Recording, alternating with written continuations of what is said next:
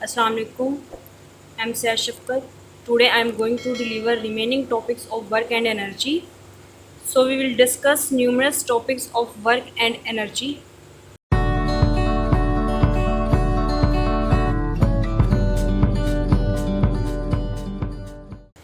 Kinetic energy जो है इसको आपने मूवमेंट मोशन के लिहाज से पढ़ना है। जब जैसे कि अगर हम बात करें एयर की, एयर जो है जस्ट हम इसको एयर बोलते हैं। जब ये हमें फील हो रही होती है इसका मतलब है कि हवा में मूवमेंट है। जब हवा में मूवमेंट होती है तो वो वाइंड कहलाता है। ठीक है, तो हवा में मूवमेंट वहाँ पे क्या कौन सी एनर्जी है? Kinetic energy. लेकिन जब हम बात करते हैं किसी चीज़ की पोजीशन की तो हम लेते हैं पोटेंशियल एनर्जी। ठीक है, तो पोटेंशियल एनर्जी जो है ये एक इम्पोर्टेंट लॉन्ग क्वेश्चन है।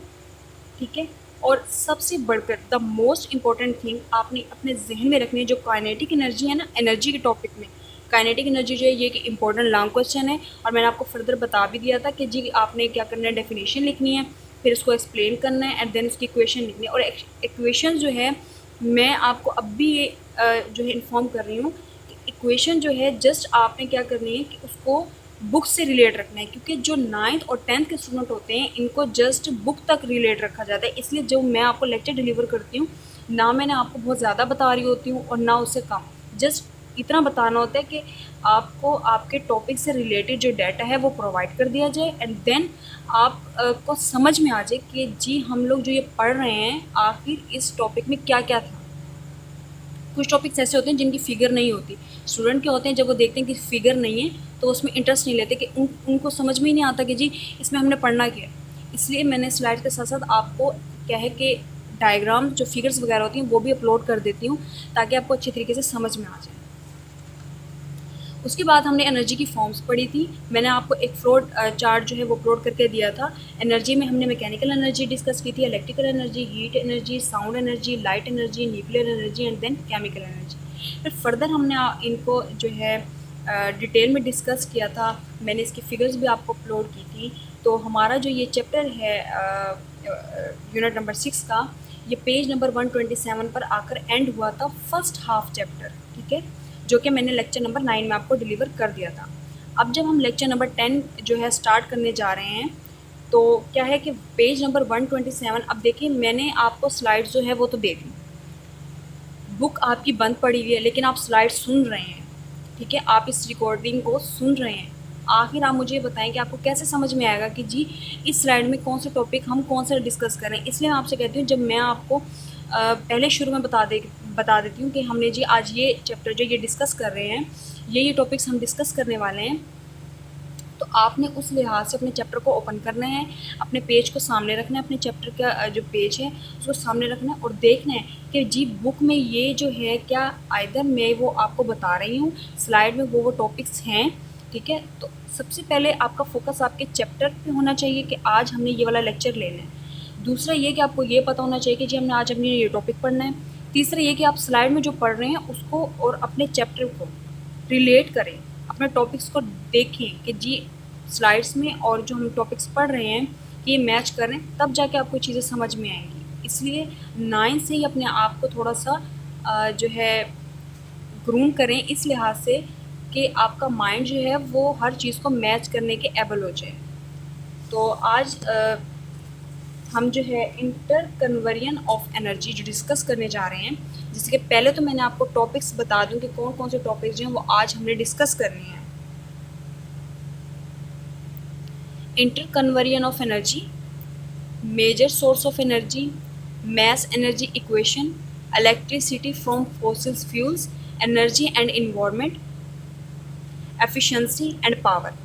ठीक है, तो आज के टॉपिक्स हैं जिनको हमने डिटेल में पढ़ना है। तो सबसे पहले हम पढ़ने जा रहे हैं inter conversion of energy.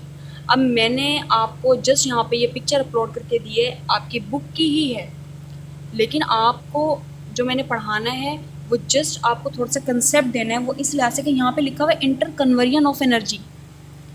Conversion का मतलब है चेंज होना, कन्वर्ट होना, एक फॉर्म से दूसरी फॉर्म में क्या है, कन्वर्ट होना। किसका? एनर्जी का। एनर्जी जो है सबसे पहले तो आपको ये ध्यान में होना चाहिए कि एनर्जी जो है ना ये कभी ख़त्म नहीं होती। एनर्जी जो है ये एक फॉर्म से दूसरी फॉर्म में कन्वर्ट होती रहती है। ठीक है। जैसे कि अब यहाँ से देखिए रेन से फिर काइनेटिक एनर्जी, ठीक है। उसके बाद क्या हुई कि थर्मल एनर्जी बनी, फिर एवोपरेशन हो गई, ठीक है। फिर काइनेटिक एनर्जी, फिर वाटर वेपर्स और फिर क्लाउड्स बन गए। तो असल में आपको आप अपनी बुक का जो आपका चैप्टर नंबर 6 उसका पेज नंबर 127 ओपन करें। आज जो है हम टॉपिक्स को डिटेल में डिस्कस करेंगे, क्योंकि आज का जो टॉपिक है जस्ट एनर्जी से रिलेटेड है। तो एनर्जी को हमने डिस्कस करना है और इन टॉपिक्स को हमने एनर्जी के लिहाज से क्या करना है, डिस्कस करना है। तो inter convention of energy topic का नेम है, 6.6 आर्टिकल है। इसका पहला जो पैराग्राफ है, फर्स्ट पैराग्राफ जो हम डिस्कस करने जा रहे हैं, बुक से मैंने आपको पढ़ाना है। जिस आपको मैंने यहाँ पर स्लाइड्स पर नेम अपलोड किए हैं, जस्ट नेम बताएं कि ये टॉपिक्स हमने डिस्कस करने हैं, लेकिन डिटेल में हमने जस्ट आपकी बुक से ही रीड करना है, क्योंकि 9th और 10th के स्टूडेंट्स को जस्ट बुक तक ही जो है लिमिटेड रखा जाता है। तो आपकी बुक की लाइन से है, पहले उसको डिस्कस कर लेते हैं, उसके बाद फिर मैंने आपको डिटेल में बताती हूँ। जैसे कि energy can not be destroyed, however it can be converted into some other forms. For example, rub your hands together quickly, you feel them warm, you have used your muscular energy in rubbing hands. As a result, heat is produced. In the process of rubbing hands, mechanical energy is converted into heat energy. अभी हमने जो first paragraph पढ़ा, आखिर इसका पढ़ने का मकसद क्या था, वो ये है कि एनर्जी जो है ना, ये कभी ख़त्म नहीं होती। एनर्जी जो है ये एक फॉर्म से दूसरी फॉर्म में कन्वर्ट होती है। जैसे कि मैंने आपको एग्जांपल बताती हूँ, जैसे कि जब सर्दियों का मौसम आता है तो हमारे जो पाम्स हैं बिल्कुल ठंडे हो जाते हैं, ठीक है। तो क्या करते हैं, हम उनको रब करते हैं। एक्चुअली अगर आप अपने शोल्डर के नीचे जो आपके मसल्स हैं, पहले आप अपने मसल्स को देखें। जब आप अपने शोल्डर को ऊपर लेकर जाते हैं तो आपका मसल जो आउटर सरफेस है, आपके मसल्स की जो आउटर सरफेस है वो स्वेल कर जाती है, फूल जाती है। उस उभरे हुए पोर्शन को, उभरे हुए हिस्से को बोलते हैं बाइसेप्स। ये आपने याद रखने, ये बायो की लैंग्वेज है। तो मैं आपको बायो के लिहाज से थोड़ा सा इसलिए बता रही हूँ क्योंकि हमने मसल से रिलेटेड पढ़ रहे हैं, तो ज़ाहिर सी बात है मसल जो है वो हमने बायो में डिस्कस करते हैं। अब क्या है कि आप जब अपने शोल्डर से अपने हैंड को दूर करते हो, अपने शोल्डर से अपने हैंड को आप दूर करें, तो आप देखिए आपके जो मसल्स का नीचे वाला हिस्सा है, यानी कि जो लोअर पार्ट है वो स्वेल कर गया। पहले आउटर सरफेस थी, अब क्या है, लोअर सरफेस उभर गई है। इसका मतलब है कि जो लोअर सरफेस है वो ट्राइसेप्स है, जो उभरी हुई सरफेस है, आउटर सरफेस है, वो है बाइसेप्स। अच्छा, अब आपके जो मसल्स हैं, अब क्या है कि आप अपने पाम को आपस में रब करवा रहे हैं, दोनों हैंड्स का जो पाम है उनको रब करवा रहे हैं, ठीक है। यानी उनमें फ्रिक्शन प्रोड्यूस हो रही है, फ्रिक्शन यानी कि रगड़, ठीक है। अब क्या है कि गर्माइश पैदा हुई हथेलियों में। अब वो गर्माइश किस वजह से पैदा हुई, जब आपके जो मसल्स हैं जब ये वर्क करते हैं, मसल्स जो हैं वर्क कर रहे हैं, मसल से मैकेनिकल एनर्जी प्रोड्यूस हुई, मैकेनिकल एनर्जी आगे ट्रांसफ़र हुई है, उसने पाम को जो है फोर्स किया है कि आपस में रब करो एक दूसरे को। फिर हमने अपने पाम को क्या है, रब करना शुरू कर दिया। अपनी हथेलियों को आप देखें, जब आप उनको आपस में एक दूसरे से रगड़ेंगे तो हीट प्रोड्यूस होगी। इसका मतलब ये है कि जो मैकेनिकल एनर्जी मसल से प्रोड्यूस हुई थी वो ख़त्म नहीं हुई, वो मैकेनिकल एनर्जी की फॉर्म में नहीं रही। अब वो मैकेनिकल एनर्जी से कहाँ पर आ गई, हीट एनर्जी की फॉर्म में आ गई है। फर्स्ट पैराग्राफ में ये डिस्कस किया गया था, ठीक है। उसके बाद है, जैसे कि हम देखें नेचर प्रोसेस हम देख लेते हैं। जैसे कि some of the heat energy from the sun is taken up by the water in the ocean, कि सन से जो है वो हीट एनर्जी लेते हैं, फिर उसको वाटर में जो है एनर्जी ऐड होती है और फिर वाटर से वेपर्स बनते हैं और फिर क्लाउड्स बनते हैं। इसी तरीके से जो हमारे समंदर हैं, इनमें क्या होता है कि सूरज की रोशनी जो है जब वो समंदर की सतह पर पड़ती है, वहाँ से वेपर्स बनते हैं। जो वो वेपर्स हैं ना, वो कन्वर्ट होते हैं क्लाउड्स की फॉर्म में, क्लाउड से वो दोबारा बरसते हैं। यानी कि ये साइकिल जो है ये आगे फर्दर चेंज होता रहता है एक दूसरे की फॉर्म में। This increase the thermal energy. अब ये प्रोसेस जो थर्मल एनर्जी को क्या करता है, बढ़ा देता है। थर्मल एनर्जी यानी कि ऐसी एनर्जी जिसमें हीट हो, तो हीट थर्मल एनर्जी में कहाँ से मिलती है, सन से मिलती है, क्योंकि सन इज़ द ब्राइट, ठीक है।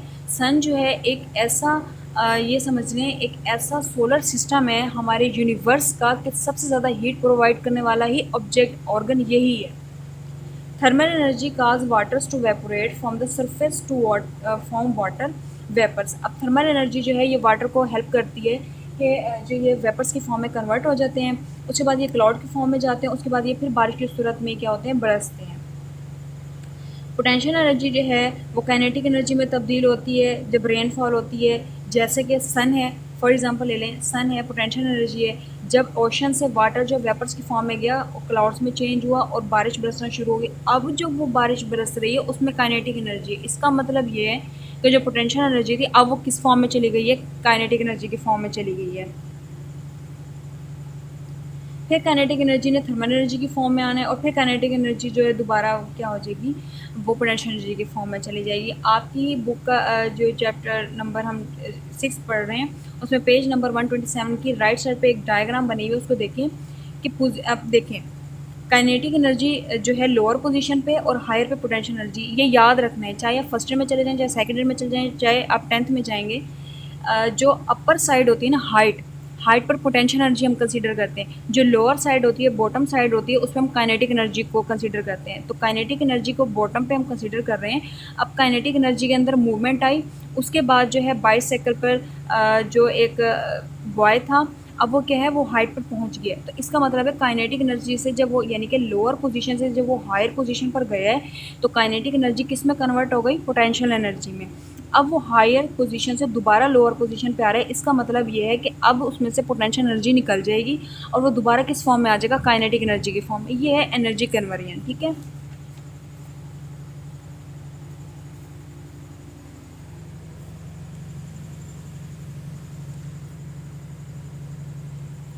उसके बाद है fossils fuel.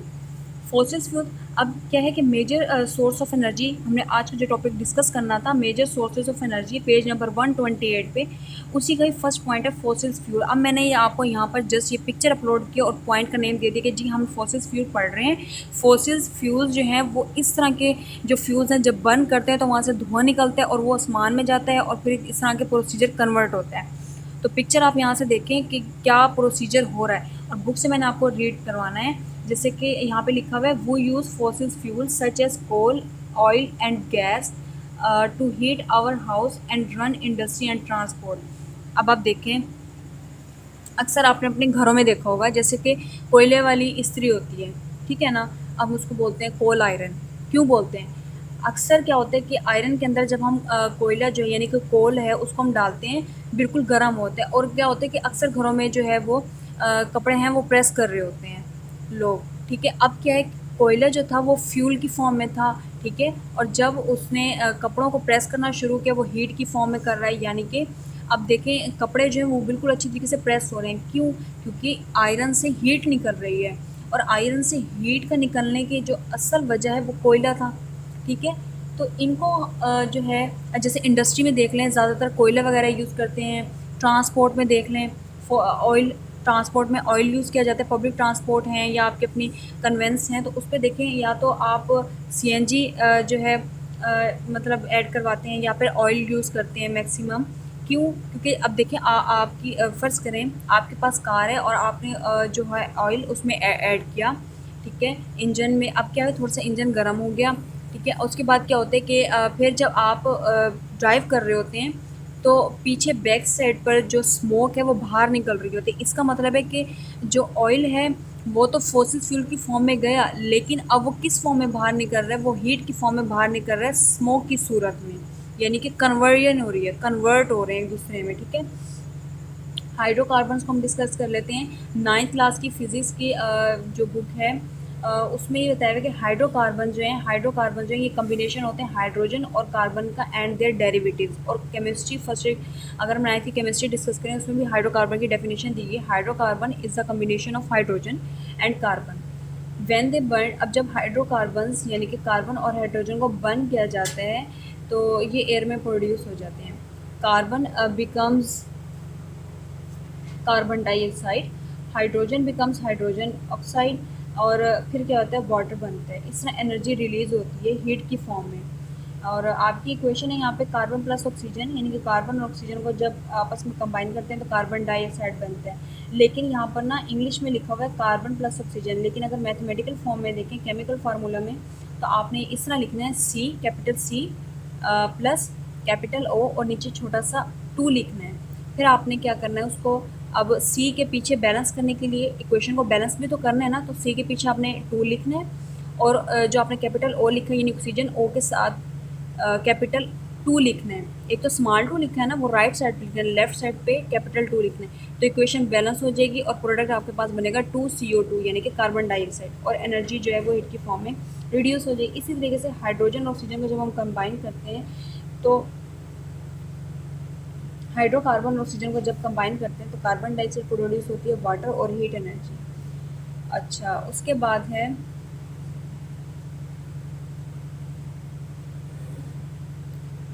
fossil fuels took millions of years for their formation. They are known as non-renewable sources. अब यहाँ पे डेफिनेशन है नॉन रिन्यूएबल सोर्सेज की, लेकिन मैं आपको यहाँ पे अभी क्लियर नहीं बता रही। अब मैंने अगर आपको पहले बता दिया ना, फिर आपको अगला टॉपिक समझ में नहीं आएगा। इस डेफिनेशन को जो है मार्क करें, इसको अंडरलाइन करें हाइलाइटर से, नॉन रिन्यूएबल सोर्सेज, क्योंकि ये एक इम्पोर्टेंट शार्ट क्वेश्चन है। बायो में भी ये नॉन रिन्यूएबल सोर्सेज की डेफिनेशन है, फिज़िक्स में भी है और केमिस्ट्री में भी है, बट हम फिज़िक्स डिस्कस कर रहे हैं। सो आपने क्या करना है, इसको अंडरलाइन करना है डेफिनेशन के तौर पर। और फिर देखें यहाँ पे लिखा हुआ है once their supply is exhausted so world face serious energy. अब देखें अक्सर क्यों कहा जाता है कि अपनी कन्वेंस इतना यूज़ ना करें, पब्लिक ट्रांसपोर्ट यूज़ करें, क्योंकि देखिए पब्लिक ट्रांसपोर्ट से आपको तो फ़ायदा नहीं होता, खैर क्योंकि आपकी अपनी कन्वेंस होगी, बट अगर आप पब्लिक ट्रांसपोर्ट यूज़ करते हैं तो साथ में अब देखिए इस वर्ल्ड में अगर हम अपने कंट्री को देख लें तो ज़्यादातर पुअर पीपल हैं, गरीब लोग हैं जो अपनी कन्वेंस उनके पास नहीं है, वो क्या यूज़ करते हैं, पब्लिक ट्रांसपोर्ट। और बहुत कम ऐसे लोग हैं जिनके पास अपनी कन्वेंस है। तो अगर पब्लिक ट्रांसपोर्ट चल रही है, अगर उसमें 3-4 सीट्स खाली हैं और आप अपनी कन्वेंस यूज़ नहीं कर रहे हैं, आप उन पर बैठ जाएंगे, तो जितना धुआं पहले निकल रहा था, जितना स्मोक पहले निकल रहा था पब्लिक ट्रांसपोर्ट से, जब तक आप नहीं बैठे थे, जब आप बैठ जाएंगे तब भी उतना ही निकलेगा। इसका मतलब ये कहने का अक्सर मकसद ये है कि इतनी कोशिश क्या करें कि अपनी कन्वेंस जो है उसको मत यूज़ करें, पब्लिक ट्रांसपोर्ट यूज़ करें, क्योंकि पब्लिक ट्रांसपोर्ट जो है ये तमाम लोगों के लिए बनाई गई है, ठीक है।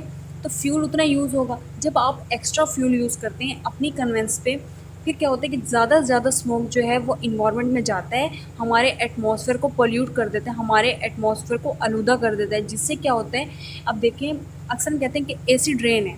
एसिड रेन क्यों हो रही है? एसिड रेन कुछ भी नहीं होता, आसमान से बादलों से जो पानी आ रहा होता है बिल्कुल शफाफ होता है, बिल्कुल साफ़ होता है, लेकिन जब वो बारिश की बूंदें, वो बारिश के कतरे जब हमारे एटमॉस्फेयर में एक ऐसी लेयर होती है जब उससे टकराते हैं, वो लेयर होती है गैसेस की, ठीक है। जब बारिश के कतरे उन गैसेस से टकराते हैं, अब देखें हवा में कार्बन डाइऑक्साइड है, ऑक्सीजन है, ठीक है, इसी तरीके से सल्फ़र है, ठीक है, नाइट्रोजन के ऑक्साइड्स हैं, सल्फ़र के ऑक्साइड्स हैं, काफ़ी सारी गैसेस हैं। अब क्या है कि बारिश के कतरे जब गिरेंगे उन लेयर्स पर, तो किसी फॉर्म में तो ज़मीन में आएंगे। अब ज़मीन पर वो किस फॉर्म में आते हैं कि जैसे कि वाटर है, पानी आ रहा है, तो वो सल्फ़र के ऑक्साइड से मिलेगा, और जब ज़मीन पर गिरेगा तो सल्फ़र ऑक्साइड सल्फ्यूरिक एसिड की फॉर्म में गिरेगा, जिसको sulphuric acid, it is the king of chemicals. Sulphuric acid जो है ये केमिकल का बादशाह है, ठीक है। तो ज़मीन पर गिरते फसलों को तबाह कर देता है, स्किन की डिजीज़ हो जाती है, स्किन हमारी डैमेज हो जाती है, ठीक है, और स्किन जो है वो डिफरेंट फॉर्म्स में कन्वर्ट हो जाती है। जैसे कि हमारी बॉडी के जो ऑर्गन है वो बिल्कुल गल सड़ जाते हैं जब एसिड रेन गिरती है, यानी कि कुछ ना कुछ ऐसा सीरियस इशू क्रिएट हो जाता है। आखिर क्यों होता है? बारिश तो ऊपर से मतलब शफाफ आ रही थी, साफ़ आ रही थी, गलती कहाँ हो रही है? हमारी हो रही है। हम ज़रूरत से ज़्यादा जब जो है स्मोक अपनी कन्वेंस से आगे फॉरवर्ड करते हैं, जिससे हमारी हवा जो है वो पोल्यूट हो जाती है, वो बिल्कुल आलूदा हो जाती है। तो यहाँ पर जो मैंने डायग्राम आपको प्लॉट किया, यहाँ से भी आप देखें कोयला है, ठीक है, और इसको बर्न कर रहे हैं, ये जो सीमेंट की चिमनी होती हैं इनमें बर्न कर रहे हैं, और ऊपर से देखें धुआं निकल रहा है। अब देखें ये जो स्मोक सा निकल रहा है ये आपके घरों में तो नहीं आएगा, ठीक है, या ज़मीन पर तो नहीं बैठ जाएगा।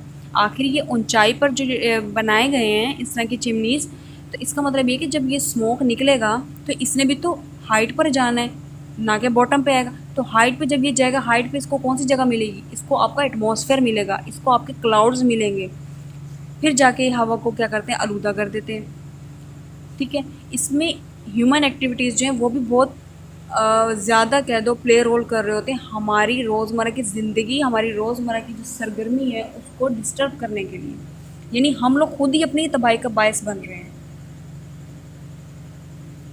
और नेक्स्ट जो है पेज नंबर 129, ये वाला जो पैराग्राफ है ये मैंने आपको ये समझने के मैंने आपको इसी लेक्चर में ही पढ़ा दिया है, लेकिन मैं फिर भी आपकी बुक की लाइन्स आपको डिस्कस करूँगी, क्योंकि 9th का स्टूडेंट होता है इट्स लाइक अ किड, ठीक है। तो जो बच्चे होते हैं उनको जितना क्लियर अच्छी तरीके से समझाया जाएगा उनको वैसे ही आएगा समझ में। अब ये तो नहीं है कि आपने रट्टा लगाना, और रट्टा बिल्कुल भी नहीं लगाना, मैं आपको साथ साथ बता रही हूँ कि किस लिहाज से आपने इन टॉपिक्स को कवर करना है। उसके बाद है द वर्ल्ड का serious social and economical problems. Social problem होते हैं, समाजी प्रॉब्लम्स होते हैं, लाइक हम लोगों की रोज़मर्रा ज़िंदगी हो गई। इकोनॉमिकल प्रॉब्लम्स देखें, इकनॉमिक्स, ठीक है, यानी कि तिजारत पर भी इफ़ेक्ट पड़ता है काफ़ी। उसके बाद ये है कि fossil fuels release harmful waste products, these waste includes. अब देखें मैंने आपको बताया था कि हमारे एटमॉस्फेयर में अब ये स्मोक यहाँ से निकला चिमनीज़ में, ये एटमॉस्फेयर में गया। एटमॉस्फेयर में जो गया कौन कौन सी गैसेज इसमें थी? कार्बन मोनोऑक्साइड थी। कार्बन मोनोऑक्साइड जो है ये एक हार्मफुल गैस है, ठीक है। इसी तरीके से जो सल्फ़र डाइऑक्साइड है ये एक इरिटेटिंग गैस है। ये ऑब्जेक्टिव मैं आपको बता रही हूँ, सल्फ़र डाइऑक्साइड जो इरिटेटिंग, आपकी बुक में नहीं लिखा हुआ है, ये जस्ट मैं अपनी तरफ से आपको बता रही हूँ कि कार्बन मोनोऑक्साइड जो है ना, इसकी स्मेल जो होती है वो ऑडरलेस होती है, बट ये हार्मफुल इफ़ेक्ट्स काज करती है। जबकि सल्फ़र डाइऑक्साइड जो है ये आप समझ लें एक इरिटेटिंग गैस होती है जो हमें इरिटेट करती है, ठीक है। उसके बाद जो है यानी कि एलर्जिक रिएक्शन। अब देखें परफ्यूम्स वगैरह जो है ना, काफ़ी सारे जो गर्ल्स हैं बॉयज़ हैं परफ्यूम्स बॉडी स्प्रेज यूज़ करते हैं। हमने स्प्रेज तो हम लोग यूज़ कर लेते हैं, लेकिन इसका इफ़ेक्ट क्या होता है? हम लोगों ने जैसे बॉडी स्प्रे हमने फ़र्ज़ करें यूज़ किया है, उसमें जो केमिकल्स होते हैं ना वो हमारी स्किन पर इफ़ेक्ट तो करते हैं लेकिन हमें शो नहीं होता। अब क्या है कि फ़र्ज़ करें, सपोज़ आप अपने आप को ले लें, आप बॉडी स्प्रे यूज़ किया आपने, ठीक है, आपने अपने उसको पूरे चेस्ट पर और पूरे मसल्स वगैरह सब पे लगा दिया। जो उसमें से गैस निकल रही है वो आपकी बॉडी पर तो आ रही है, बट आपकी बॉडी से टकरा कर वो आपके एटमॉस्फेयर में जा रही है, बट आपको नज़र नहीं आएगा, ठीक है। आपकी बॉडी से टकरा कर वो एटमॉस्फेयर में भी तो जाएगी। अब एटमॉस्फेयर में जाना है तो इसका मतलब है कि उन गैसेस में कुछ ऐसे केमिकल्स थे जो या तो खुशबू देने वाले थे, और कुछ जो थे उन वो स्मेल लेस थे, उनमें कोई खुशबू नहीं थी। वो क्या हुआ कि वो एटमॉस्फेयर में चले गए, उन्होंने हमारी एटमॉस्फेयर को पॉल्यूट कर दिया। उसके बाद है न्यूक्लियर फ्यूल्स। ऐसे फ्यूल्स जो न्यूक्लियस की बेस पे बनाए जाते हैं, जैसे कि अगर हम बात करें न्यूक्लियर फ्यूल पैलेट्स की, आपकी बुक में ही डायग्राम अपलोड किया, और यहाँ पर मैंने न्यूक्लियर फ्यूल्स जो आपको यहाँ पे पिक्चर जो बताई है वो इसलिए बताई है कि न्यूक्लियर फ्यूल्स में हम फिशन रिएक्शन ज़्यादा पढ़ रहे होते हैं, फियन नहीं। फियन जो होते हैं ना, फियन रिएक्शन, उसमें दो लाइट बॉडीज़ होती हैं आपस में कंबाइन करती हैं और एक हैवी एलिमेंट बनता है। लेकिन जो फिशन रिएक्शन है इसमें दो हैवी बॉडीज़ जो हैं वो जब कंबाइन करती हैं तो उनसे हीट प्रोड्यूस होती है। तो इसका मतलब है कि हमने फिशन रिएक्शन को न्यूक्लियर फ्यूल्स में डिस्कस करना है, क्योंकि फिशन रिएक्शन में हीट रिलीज़ होती है जबकि फियन रिएक्शन में हीट जो है वो एब्जॉर्ब हो रही होती है। तो फिशन रिएक्शन का इसमें यूरेनियम देखें। अच्छा, जो यूरेनियम है ना, इसके 3 आइसोटोप्स होते हैं। ये आपकी बुक में नहीं है, ये जस्ट मैंने आपको की पॉइंट्स के तौर पर बता रही हूँ, क्योंकि ऐसा होता है कि कभी पढ़ाते वक्त हमारे माइंड में भी कुछ ऐसी चीज़ें आ जाती हैं जो हमारा दिल करता है कि हम अगले के साथ शेयर कर लें। आगे आप फर्दर ये पढ़ेंगे, मुझे पता है आप 10th में भी अब यूरेनियम आएगा, डिटेल में आएगा, फर्स्ट में सेकंड, लेकिन अभी आपको बताने का मकसद ये है कि ताकि आपको पता चले जी यूरेनियम का वर्ड जो यहाँ लिखा हुआ आखिर यूरेनियम है क्या। यूरेनियम के 3 आइसोटोप्स होते हैं, एक 235, एक यूरेनियम 238, एक यूरेनियम 236, यूरेनियम 239। अच्छा, अब यूरेनियम का जो एटॉमिक नंबर है वो 92 है, लेकिन आइसोटोप्स अगर इसमें देखेंगे 3 है और मैस नंबर डिफरेंट आ जाते हैं, लेकिन एटॉमिक नंबर सेम रहेगा। एटॉमिक नंबर 92 रहेगा लेकिन मैस नंबर में डिफरेंस आ जाएगा। जैसे एक यूरेनियम है उसका एटॉमिक नंबर है 92 लेकिन उसका मैस नंबर कौन सा होगा? 235। दूसरा है एटॉमिक नंबर उसका है 92 लेकिन उसका मैस नंबर कौन सा होगा? 238। अगला है 236 लेकिन उसका एटॉमिक मैस नंबर 236 है लेकिन एटॉमिक नंबर क्या है? 92। बट आइसोटोप्स कितने हैं? 3। यूरेनियम जो होता है ना, इसको हम ज़्यादा ये समझ लें, अक्सर जो ये वेपन्स वगैरह बनाए जाते हैं, जो धमाका खेज़ मवाद बनाए जाते हैं, ठीक है, बारूद वगैरह, उसमें यूरेनियम यूज़ होता है। यूरेनियम जो है ये न्यूक्लियर फिशन रिएक्शन शो करता है, यानी हीट प्रोड्यूस करता है। अक्सर आप फिल्म्स मूवीज़ वगैरह देखते होंगे, या अपने ही सामने की अगर देख लें, अक्सर हम कहते हैं पहले इस तरह होता था कि बलूचिस्तान है, अफ़गानिस्तान है, उन साइड पर ना मतलब धमाका होता था। आखिर वहाँ से क्यों? क्योंकि उन मटेरियल्स में यूरेनियम ऐड होता था। अब वो धमाका जैसे ही बर्स्ट करता है, जैसे ही वो फटता है, वहाँ से धुआं निकलता है। अब वो धुआं हीट की फॉर्म में निकल रहा है। इसका मतलब ये है कि उसमें जो यूरेनियम था वो न्यूक्लियर फिशन रिएक्शन उसने शो किया और हीट निकली। इसका मतलब है कि फिशन रिएक्शन में हीट रिलीज़ होती है। इसका मतलब ये है कि धमाका ने जब बर्स्ट किया, वहाँ से हीट रिलीज़ हुई। हीट जो रिलीज़ हुई किसकी फॉर्म में? स्मोक की फॉर्म में। तो इसका मतलब है वहाँ पर कौन सा रिएक्शन पॉसिबल हो गया? फिशन रिएक्शन, ना कि फ्यूजन रिएक्शन, ठीक है। और दूसरा ये कि अक्सर आपने देखा होगा कि रेडिएशंस वगैरह जो होती हैं, जो सन से आती हैं, वो भी जो है बहुत हमारे इन्वायरमेंट को आलूदा कर रही होती हैं। इसी तरीके से अगला जो टॉपिक है वो है नेचुरल सोर्सेज का। अब देखिए, मैंने अब जो बच्चे होते हैं ना, जैसे 9th क्लास, अब आप जनरेशन, अब मैंने अपने सामने की जनरेशन देख रही हूँ, 9th क्लास के स्टूडेंट्स बहुत छोटे-छोटे हाइट के, और बहुत उनकी हाइट छोटी है, लाइक जनरेशन बहुत छोटी जा रही है। ये नहीं कि लोगों के कद छोटे हैं, या किसी के फादर का कद छोटा है तो किसी की मदर की जो हाइट है वो बहुत ज़्यादा है, बट जो अगर हम उनके बच्चे हैं उनका कद छोटा है, नहीं। फादर या मदर दोनों की हाइट अगर ज़्यादा है या दोनों की हाइट कम है, बट उनकी आज की जो जनरेशन है वो छोटी है। तो अब 9th क्लास में जब मैंने अक्सर स्टूडेंट्स को देखती हूँ, जब देखा है मैंने स्टूडेंट्स को, तो उनकी हाइट बहुत छोटी है और उनके सोचने की एबिलिटी भी बहुत छोटी है। बट क्या है कि जो छोटी सोच बेशक हो, बट क्या है कि वो कंसेप्चुअल, जो आज की जनरेशन है वो कंसेप्चुअल आ रही है, ठीक है। अब मैंने यहाँ पर पिक्चर, सॉरी, मैं अब आपको थोड़ा सा टॉपिक से डाइवर्ट कर गया, वो इसलिए कि आपको यहाँ पर जो मैंने पिक्चर अपलोड की थी ना, जो मैंने अभी आपसे डिस्कस किया स्टूडेंट्स के हवाले से, अक्सर मैं पिक्चर यहाँ पर अपलोड करने का मेरा जो ये मकसद था वो ये था कि जो बच्चे होते हैं ना उनको खूबसूरत डायग्राम्स पसंद होती हैं, इसलिए मैंने यहाँ पर ये पिक्चर अपलोड किया। यहाँ पर लिखा हुआ है नॉन रीनेबल सोर्सेज और रीन्यूएबल सोर्सेज। आपकी बुक की पेज नंबर 129 पर है, इसको देख लें। नॉन रीनेबल जो सोर्सेज हैं can not be replaced in our lifetime. Non मतलब नॉट, नहीं। रिन्यूएबल सोर्सेज जो दोबारा जो है कन्वर्ट ना हो, यानी कि जो दोबारा जो है मतलब अपनी असल फॉर्म में ना आए, बस एक दफ़ा यूज़ हो गई या ख़त्म हो जाएगी। लेकिन रिन्यूएबल सोर्सेज जो हैं अगर इनको हम यूज़ करेंगे ये दोबारा अपनी असल फॉर्म में आ जाएंगे, यानी कि प्रोसेस इनका चलता है। बल्कि नॉन रिन्यूएबल का सोर्स, नॉन रिन्यूएबल जो नेचर रिसोर्सेज हैं इनका जो अगर हम देखें प्रोसीजर वो रुक जाता है, लेकिन रिन्यूएबल सोर्सेज का जो प्रोसीजर है वो स्टार्ट रहता है। तो यहाँ पर जो है डायग्राम्स दी गई हैं, या आप देख लें, जो आपको आसान लगे वो आपने पेपर में लिखनी है।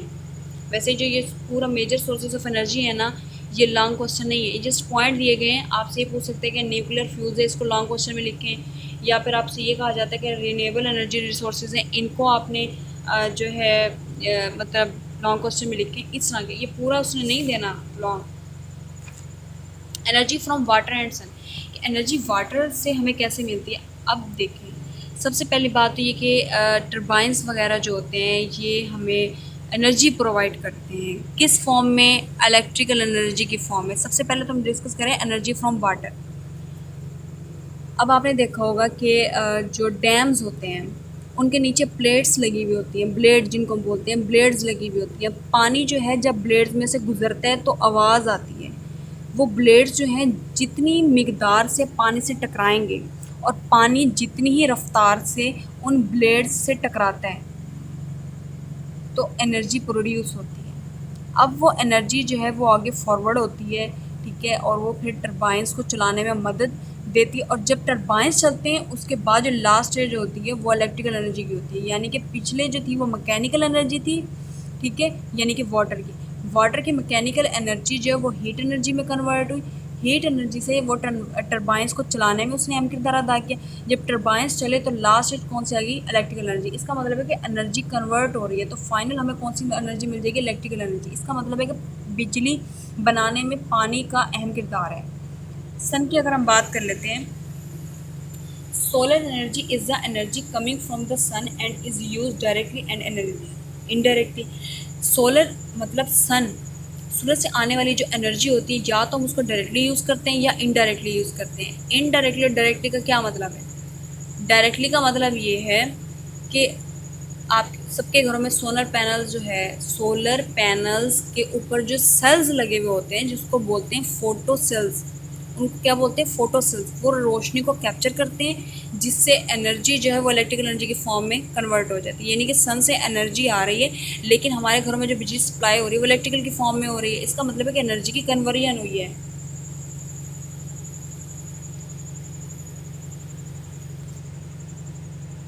अब है सोलर हाउस हीटिंग इफेक्ट कि जो सूरज है, ये देखें, एक में ये पिक्चर में दिखाया गया है कि हाउस की तरह का स्ट्रक्चर है, उसके अंदर सन की तरह का एक शेप सोलर जो है थिंग रखी गई है। उसका क्या इफ़ेक्ट है कि हीट प्रोड्यूस हुई, ठीक है, उससे वेंटिलेशन की। अब देखें लेफ़्ट साइड पर जो कोल एयर है वो अंदर आई, यानी कि सूरज टाइप जो स्ट्रक्चर है सोलर, उससे टकराई, हीट निकली। अब वो वार्म से मतलब वार्म सप्लाई एनर्जी में कन्वर्ट हुई और फिर क्या हुआ, उसने यानी कि वो स्टोर होती गई और फिर उसने हीट अप करना शुरू कर दिया। इसमें 3 पॉइंट हैं, एक तो है कलेक्टर, एक है स्टोरेज डिवाइस और एक है डिस्ट्रीब्यूशन सिस्टम। ये भी शॉर्ट क्वेश्चन भी नहीं है, इंपॉर्टेंट ना लॉन्ग क्वेश्चन है, जस्ट आपने इनको रीड करना है, ये बहुत आसान टॉपिक्स हैं। उसके बाद है सोलर सेल्स। सोलर सेल्स की अगर हम बात करें तो सिलिकॉन वेफर होती है सोलर पैनल्स पे। सिलिकॉन जो है ना, मैं आपको बताऊं, अक्सर सिलिकॉन जो होती है ना ये सोलर पैनल्स पर यूज़ की जाती है। इसका जो फंक्शन है ना, फोटो सेल्स इस पर ऐड होते हैं, ठीक है, और ये एनर्जी, हीट एनर्जी को इलेक्ट्रिकल एनर्जी में कन्वर्ट करने में अहम किरदार अदा करती है। ये सोलर पैनल्स हैं। सन से रोशनी आई हीट एनर्जी की फॉर्म में, सोलर पैनल से टकराई। अब देखिए यहाँ पे लाइंस लग रही है, ये जो लाइंस है ना, ये जो लाइंस देखें आप, एक यहाँ स्क्वायर देखें, एक स्क्वायर देख रहे हैं, फर्स्ट करें कोई सा भी स्क्वायर देख लें, उसके दरमियान में 3 लाइनें शो हो रही हैं, वो सिलिकॉन की हैं। और ये जो पूरे ये जो ब्लॉक्स बन रहे हैं ये सेल्स हैं। इससे एनर्जी जो है इलेक्ट्रिकल एनर्जी की फॉर्म में कन्वर्ट होती है, जिससे हमारे जो रिसर्च सेंटर्स हैं, हमारे जो घर के निज़ाम हैं, हमारे ऑफिस हैं, ठीक है, इस तरह से इंस्टीट्यूट्स हैं। फिर अगर सोलर पैनल्स यहाँ पर यूज़ किए जाएँ तो बहुत प्रॉब्लम्स जो है वो कम हो जाती हैं। स्टूडेंट्स के लिए देख लें या जो हैं वर्कर्स जो होते हैं उनके लिए। ये है वाइंड एनर्जी। वाइंड एनर्जी का मकसद ये है, जो आपके ये जो टरबाइन्स हैं ना, वाइंड, इनको हम बोलते हैं वाइंड फैन, ठीक है। अब हवा चली और इन फैंस ने घूमना शुरू कर दिया। ये फैंस जितनी मिकदार में घूमेंगे, जितनी मिकदार में ये मूव करेंगे, हवा की रोटेशन से उतनी एनर्जी प्रोड्यूस होती है। यानी हवा में मोशन, हवा में मूवमेंट आ जाना, विंड। और जब ये फैंस जो हैं ये रोटेट करेंगे एयर की मूवमेंट में, एयर की ही रोटेशन में जब ये मूवमेंट शो करेंगे, उससे वाइंड एनर्जी प्रोड्यूस होगी।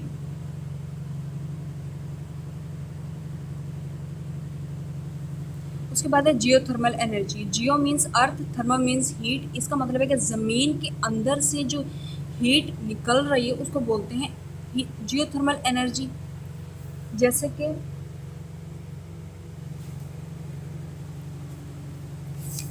अक्सर हम लोग जो है चीज़ें जो अपने घरों में यूज़ करते हैं और एज़ अ डस्ट हम उनको बाहर फेंक देते हैं। हमने उनको बाहर तो फेंक दी, कभी आपने ये सोचा कि अक्सर हम जब जहाँ पे कूड़ा फेंका हुआ होता है और वहाँ से गुजर रहे होते हैं, स्मेल आती है, हम कहते हैं कूड़े में से स्मेल आ रही है। अक्सर वो स्मेल स्मेल का जो मकसद है ना वो ये है, जब आप कूड़ा और डस्ट को बाहर फेंकते हैं वहाँ पर बैक्टीरिया अटैक करते हैं, डिकम्पोजिशन होती है, वो मटेरियल जो है ज़मीन के अंदर एब्जॉर्ब हो जाता है और ऊपर से वो जो मतलब जो डस्ट उठाने वाले होते हैं वो तो डस्ट तो उठा लेते हैं, लेकिन जो असल मटेरियल होता है वो ज़मीन के नीचे चला जाता है और फिर वो क्या है कि एनर्जी की फॉर्म में बाहर आता है। जैसे कि अक्सर आप देख लें, मैग्मा देख लें, ज़मीन के अंदर जो लावा होता है, जब ज़मीन की जो लेयर्स हैं आपस में रोटेट करती हैं, करस्ट हो गया, ठीक है, इसी तरीके से लावा, मैग्मा, जब भी आपस में उसमें कन्वर्ट होते हैं ना तो हीट निकलती है, उसको बोलते हैं जियोथर्मल एनर्जी। शॉर्ट फॉर्म में अगर हम इसको देखें, इसको बोलते हैं मैग्मा, ठीक है, यानी कि हीट एनर्जी।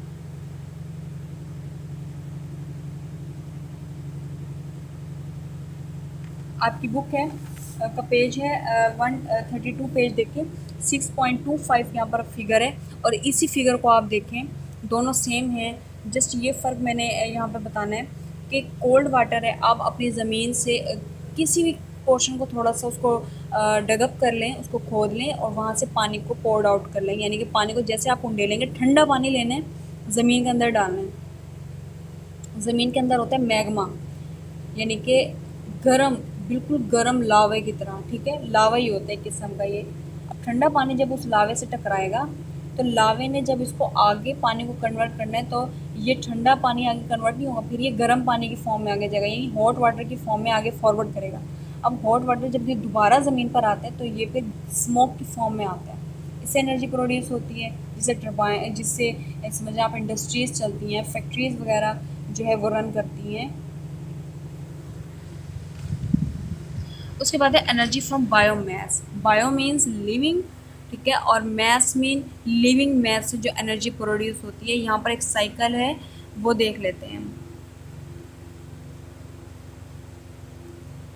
सबसे पहले तो यहाँ पे देखें, नीचे राइट साइड पर लिखा हुआ है biomass organic decay. Organic decay, organic decay कौन से होते हैं, जो मैंने आपको बताया, जो आप अपने घरों से कूड़ा वगैरह, जो डस्ट वगैरह होते हैं, जब आप इसको ज़मीन पर फेंकते हैं, डिकम्पोजिशन होती है, बैक्टीरिया वगैरह जो है वो अटैक करते हैं। उसके बाद जो ये मटेरियल जो है डिके फॉर्म में आगे फॉरवर्ड करता है बायोमास पावर प्लांट्स में, फिर आगे कार्बन डाइऑक्साइड की फॉर्म में जाता है, फिर ट्रीज़ की फॉर्म में आता है, और फिर ये जो साइकिल है प्रोसीड करता है।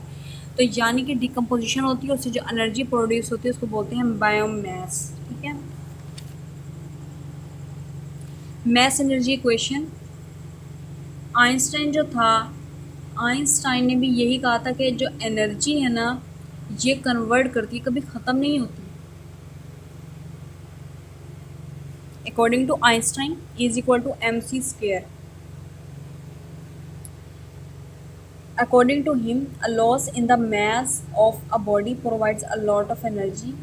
लॉस कहते हैं कि हीट का पैदा होना, जब मैस में कोई हीट पैदा होती है, प्रोड्यूस होती है, तो एनर्जी की फॉर्म में जाती है।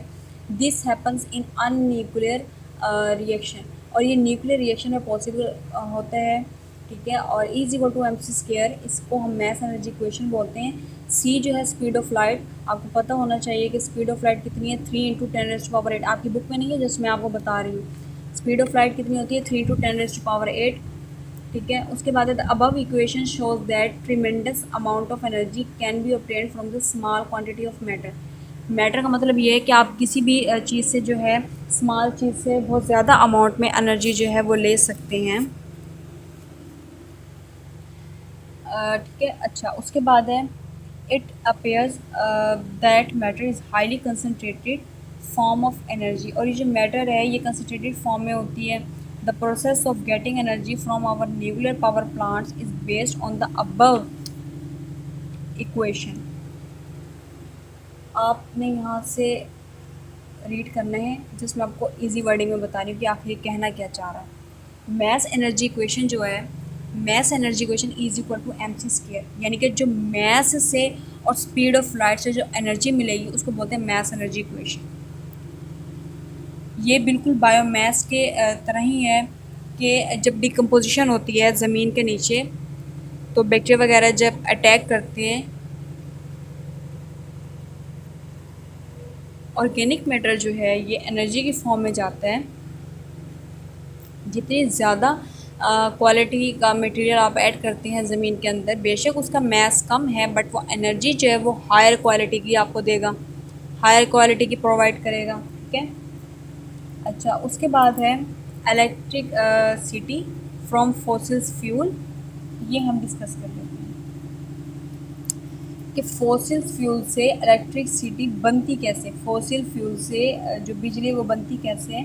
तो आपने page number 133 work and energy unit number 6 का लास्ट पेज देखें। पेज नंबर 133 का लास्ट वाला पोर्शन है, फिगर दिखाइए 6.27। अगर आप इस चार्ट को अच्छी तरीके से पढ़ लेंगे ना तो डिटेल में ऊपर वाला पैराग्राफ जो दिया गया वो आपको अच्छी तरीके से समझ में आएगा। केमिकल एनर्जी जो है ये फॉसिल्स फ्यूल्स में ऐड होती है।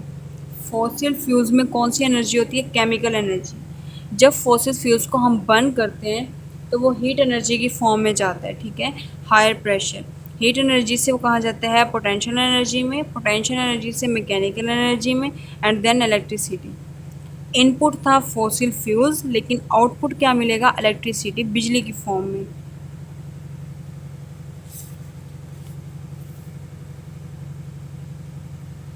इसी तरीके से एनर्जी एंड एनवायरनमेंट, ये मैंने आपको यहाँ बुक से रीड करवाना है क्योंकि ये इम्पोर्टेंट जो है लॉन्ग क्वेश्चन है। पीछे वाले टॉपिक जो थे वो जस्ट शॉर्ट क्वेश्चन के लिहाज से आते हैं, लेकिन उनमें एक टॉपिक था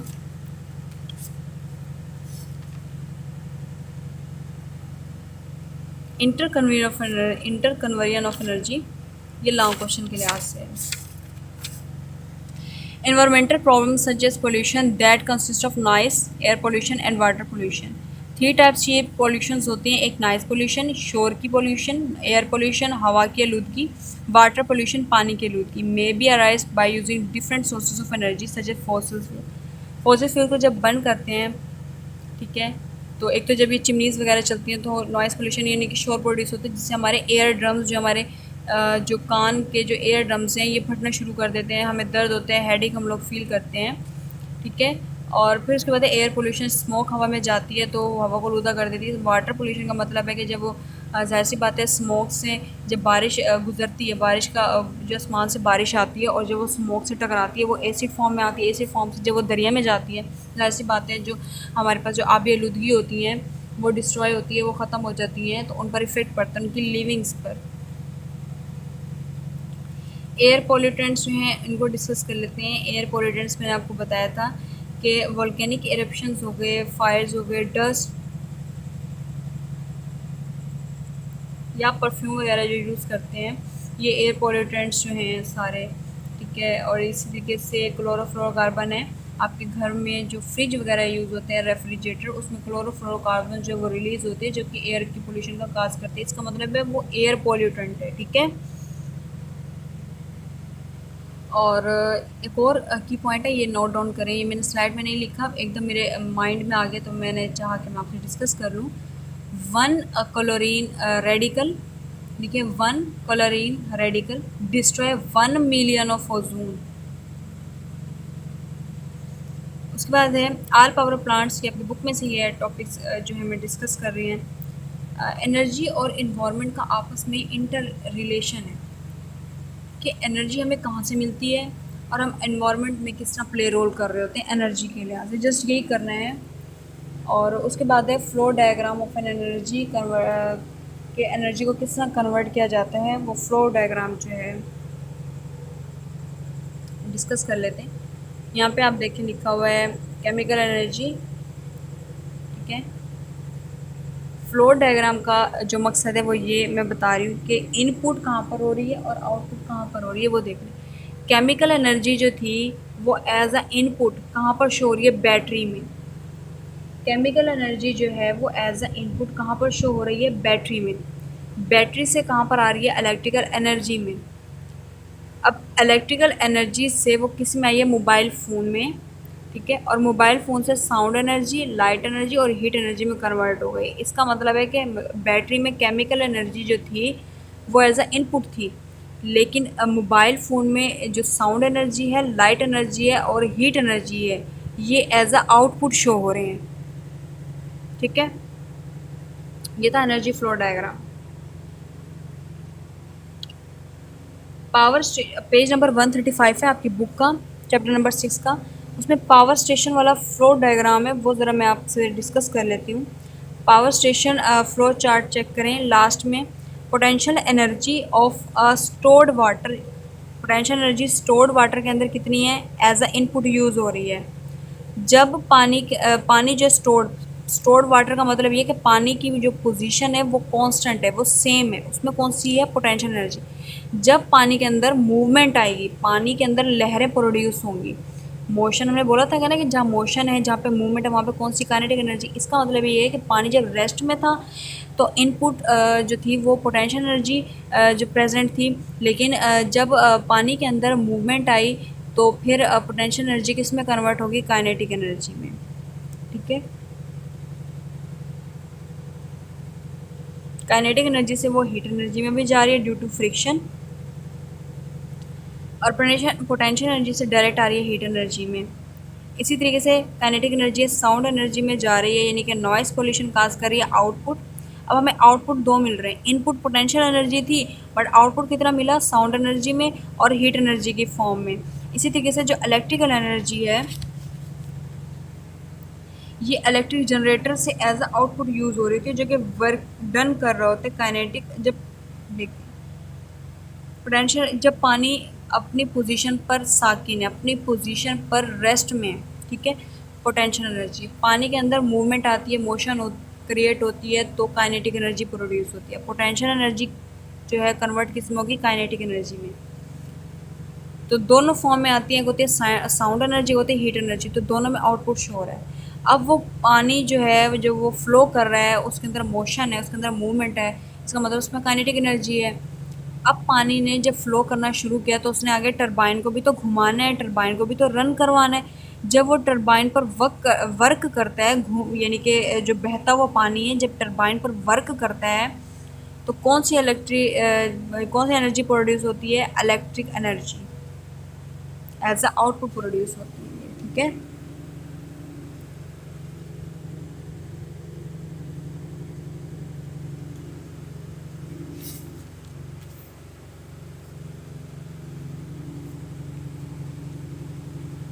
उसके बाद है एफिशिएंसी। ये पिक्चर है एक इलेक्ट्रिक ड्रिल की। एफिशिएंसी जो है ये एक शॉर्ट क्वेश्चन है, वैसे तो लग रहा है कि लॉन्ग क्वेश्चन है लेकिन ये शॉर्ट क्वेश्चन के लिहाज से आता है।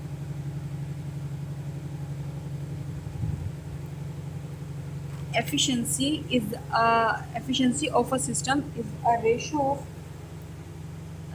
required form of energy obtained from a system as a output to the total energy given to as the input। Efficiency का मतलब ये है कि सिस्टम से टोटल जो एनर्जी है वो ले ली जाती है as a input, as a output लेते हैं, बट उसका जो अच्छी तरीके से, यानी देखें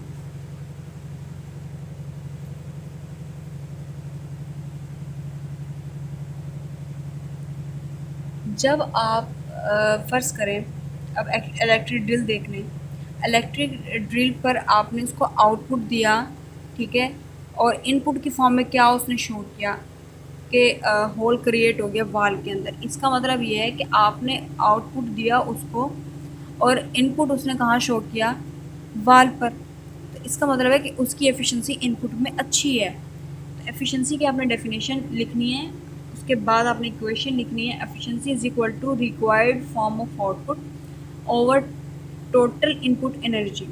जब आप इसकी एफिशिएंसी निकालेंगे परसेंटेज की फॉर्म में तो आपने लिखना है required form of energy divided by total input energy into 100।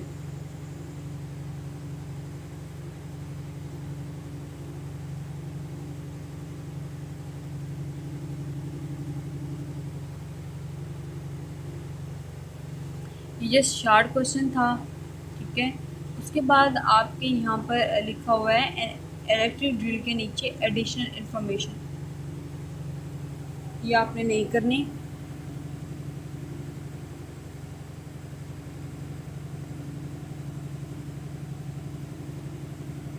Efficiency का जो लास्ट वाला पैराग्राफ है ना वो मैं आपको समझा देती हूँ। An ideal system is that which gives an out, कि एक ऐसा आइडियल सिस्टम जो कि आउटपुट हमें देता है और ऐसा आउटपुट हमें गिवन करता है जो टोटल एनर्जी के इक्वल होता है। इसका मतलब है कि आउटपुट हमें अच्छा रिसीव हो रहा है। In other words efficiency is 100%।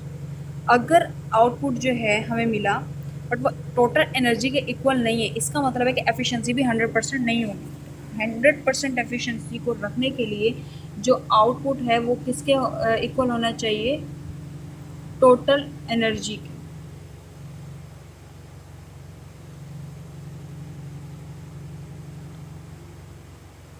और लोग जो हैं वो इलेक्ट्रिकल इक्विपमेंट्स या इलेक्ट्रिक इंस्ट्रूमेंट्स भी इस तरीके से बनाते हैं कि वो एफिशिएंसी अपनी 100% दें। फ्रिक्शन होती है, एनर्जी लॉस कर जाती है। जब एनर्जी लॉस करती है, फ्रिक्शन होती है, तो वो नॉइस कॉज करती है, नॉइस पोल्यूशन कॉज करती है, हीट पोल्यूशन कॉज करती है। अच्छा, उसके बाद है लास्ट टॉपिक पावर। जो पावर है ना, ये एक इम्पोर्टेंट लॉन्ग क्वेश्चन है और आपने इसको अच्छे तरीके से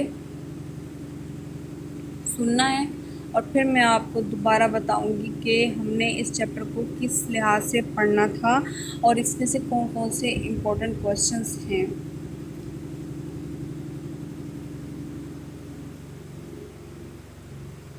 पावर जो है ये लास्ट टॉपिक है यूनिट नंबर 6 का, वर्क एंड एनर्जी का। इसकी इक्वेशंस जो है मैंने यहाँ पर अपलोड कर दिया आपको, और जो डेफिनेशन है वो मेरे बुक से आपको समझाती हूँ कि क्या करना है।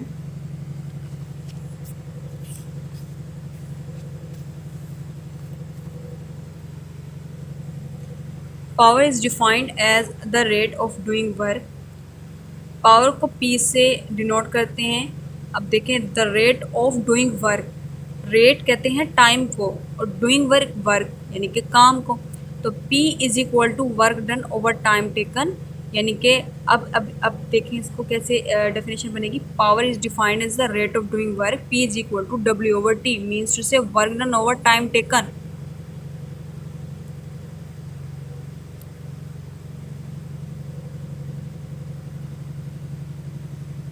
वर्क जो है ये एक स्केलर क्वांटिटी है, टाइम जो है ये भी एक स्केलर क्वांटिटी है। तो पावर क्या हो जाएगी, स्केलर क्वांटिटी, ठीक है। और पावर का जो यूनिट है ये वाट है। वाट की डेफिनेशन हम पढ़ लेते हैं।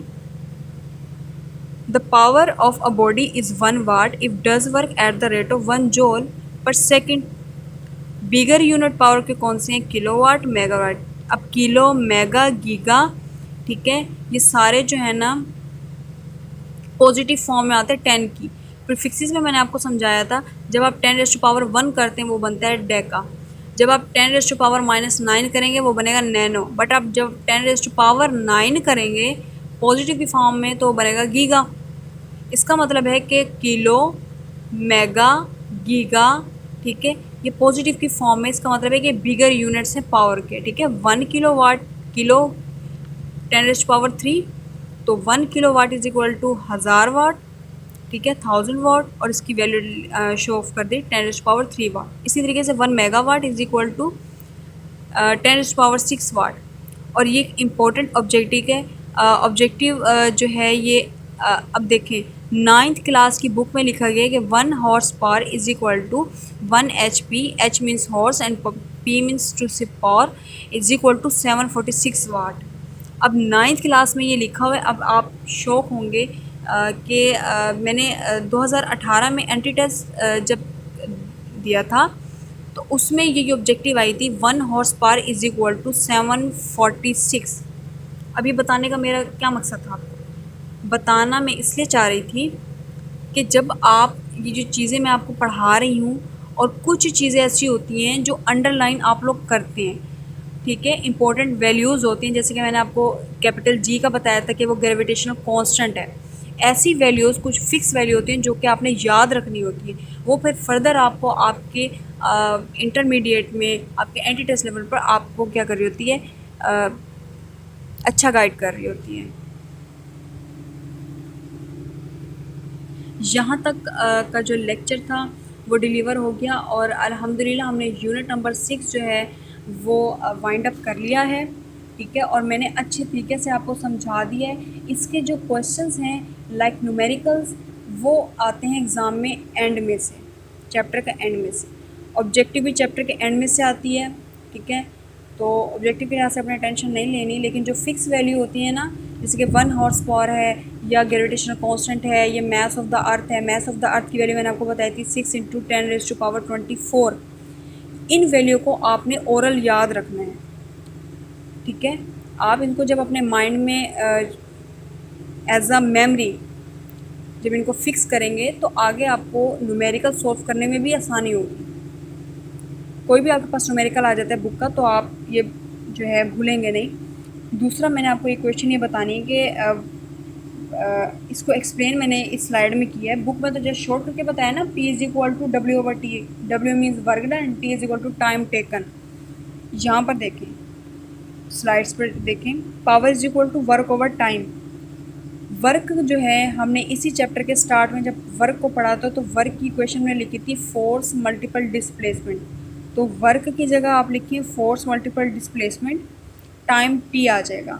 ठीक है, उसके बाद अब आपने क्या करना है कि फोर्स जो है इसको अगर आप साइड पे थोड़ा सा कर दें तो डिस्प्लेसमेंट ओवर टाइम आ रहा है। अब डिस्प्लेसमेंट ओवर टाइम किसकी डेफिनेशन है? वेलोसिटी की। वेलोसिटी की डेफिनेशन में यही पढ़ी थी ना, the rate of change of displacement is known as velocity. इसका मतलब है कि डिस्प्लेसमेंट ओवर टाइम ये वेलोसिटी को शो करेगा। तो फोर्स मल्टीपल वेलोसिटी जो आपकी फाइनल इक्वेशन बन जाएगी। आपको जो मैंने इस स्लाइड में जो पावर की इक्वेशन अपलोड की है ये सारी, कि power is equal to work over time, फिर वर्क जो है ये फोर्स मल्टीपल डिस्प्लेसमेंट के इक्वल है। फोर्स को हमने साइड पे कर दिया। डिस्प्लेसमेंट ओवर टाइम जो ये वेलोसिटी के इक्वल होता है। Velocity the rate of change of displacement is known as velocity. Force और वेलोसिटी को मल्टीप्लाई करना है तो पावर हमारे पास आ जाएगी। 2019 में एंटी टेस्ट में ये एमसीक्यूज आया था कि पावर में अगर हम फोर्स को कम करते हैं तो और वेलोसिटी को इंक्रीज़ करते हैं तो पावर हमारे पास क्या हो जाएगी? तो आपने बोलना है कि इंक्रीज़ हो जाएगी। पावर का फोर्स के साथ तो डायरेक्ट रिलेशन है, लेकिन अगर एक क्वांटिटी कम हो रही है दूसरी बढ़ रही है तो जो बढ़ रही होगी उसको हम रिमेंबर करेंगे। असल में ये चीज़ें मैं आपको इसलिए बता रही हूँ डीपली। अब पावर की इक्वेशन आपकी बुक में अगर देखा जाए तो power is equal to work done over time है, लेकिन आपको आगे पता तो हो कि वर्क डन आगे फर्दर किसके इक्वल है। जब आप इस सब को एक्सप्लेन करके अपने एग्जामिनर को एग्ज़ाम में अगर पावर आ भी जाता है, जब आप इन इक्वेशंस को एक्सप्लेन करके लिखोगे तो मुझे नहीं लगता कि आपके मार्क्स कहीं पे कट ऑफ होंगे।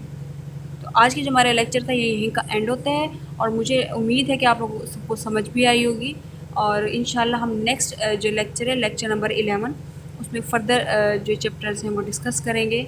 और इस चैप्टर को अच्छी तरीके से मैंने आपको समझा दिया, कवर भी करवा दिया है और ये भी बता दी कि ये चैप्टर किस लिहाज से इम्पोर्टेंट है और किस लिहाज से जो है ये इसको आपने पढ़ना है।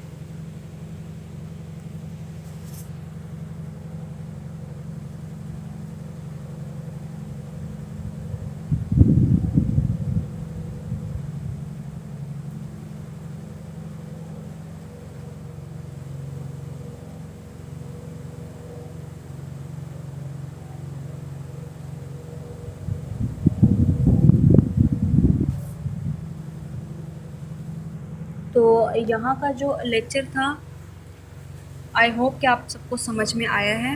ठीक है, आपको समझ में आना भी चाहिए क्योंकि मैंने आपको डीपली बताया है और डीपली समझाया भी है, इक्वेशन को एक्सप्लेन करके बताई। अब अगर आप यहाँ से देख रहे हैं power is equal to work over time, आपकी बुक में जस्ट यही इक्वेशन लिखी हुई है, लेकिन मैंने फर्दर आपको एक्सप्लेन किया कि वर्क जो होता है ये फोर्स और डिस्प्लेसमेंट के इक्वल है। ठीक है, अब देखें फोर्स जो है वेक्टर क्वांटिटी है, डिस्प्लेसमेंट वेक्टर क्वांटिटी है। इसका मतलब है कि फोर्स और डिस्प्लेसमेंट ओवर टाइम वेलोसिटी की इक्वेशन है। तो वेलोसिटी जो है एक वेक्टर क्वांटिटी है, तो फोर्स और वेलोसिटी जब आपस में मिलेंगे तो क्या बना देंगे? ये दोनों वेक्टर क्वांटिटी।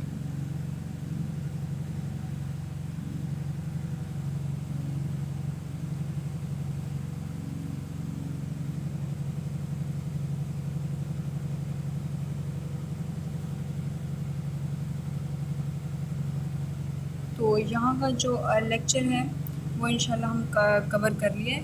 नेक्स्ट लेक्चर जो है लेक्चर नंबर 11 वो भी इंशाल्लाह आपको डिलीवर हो जाएगा नेक्स्ट चैप्टर के साथ। न्यू चैप्टर इंशाल्लाह हम स्टार्ट करेंगे चैप्टर नंबर 7। तो यहाँ तक तो आप लोगों को कोई प्रॉब्लम नहीं होगी क्योंकि हमने सारा डिस्कस कर लिया है। पावर जो है ये लॉन्ग क्वेश्चन के तौर पर कभी आ भी जाता है, बट एफिशिएंसी जो है शॉर्ट क्वेश्चन के लिहाज से आता है।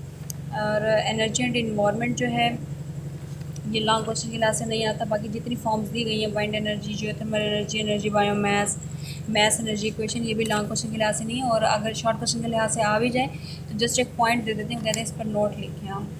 ठीक है, और साथ में जो इंटर कन्वर्जन ऑफ एनर्जी है ये ज़रा आपने इसको गौर से पढ़ना है, इसको समझना है कि लेक्चर क्या है।